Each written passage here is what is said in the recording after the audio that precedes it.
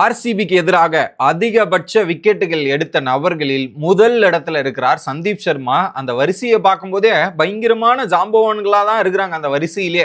அப்படி யார் யார் எத்தனை மேட்ச்ல விக்கெட் எடுத்திருக்காங்கன்றத சொல்றேன் கேளுங்க. ஸோ ஃபர்ஸ்ட் சந்தீப் சர்மா 22 மேட்ச்ல 30 விக்கெட் எடுத்திருக்கிறார் ஆர்சிபிக்கு அணிக்கு எதிராக மட்டுமே. ரெண்டாவது இடத்துல ஜஸ்பிரீத் பும்ரா 20 மேட்ச்ல 29 விக்கெட். ஸோ அடுத்த மேட்ச் பும்ரா வந்து இந்த ரெக்கார்டை முறியடிச்சுட்டு ஆர்சிபிக்கு எதிராக முன்னாடி போவாருன்ற ஒரு எதிர்பார்ப்பு இருக்கு.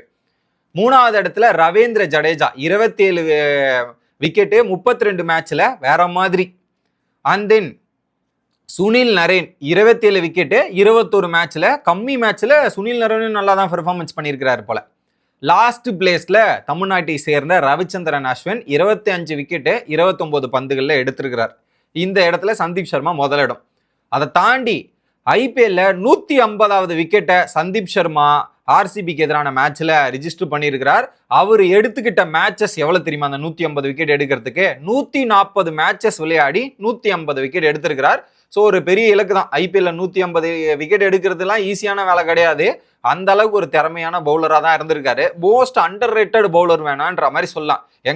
இந்த கிங் கோலி, ஹிட்மேன் ரோஹித் சர்மாவெல்லாம் திணறடிக்கிற ஒரு பவுலர்னா இவரு தான் அப்படின்றது சொல்லித்தான் ஆகணும். ஸ்டாட்ஸ் அப்படிதான் இருக்குது. அதிகபட்சமா இவருக்கு எதிராக அடிக்க போய் அவுட் ஆகி தான் இருக்கிறாங்க. இவர் வந்தாவே கொஞ்சம் அவங்களுக்கு தடுமாற்றம் ஏற்படுத்துது அப்படின்றது குறிப்பிடத்தக்க விஷயம் மக்களே.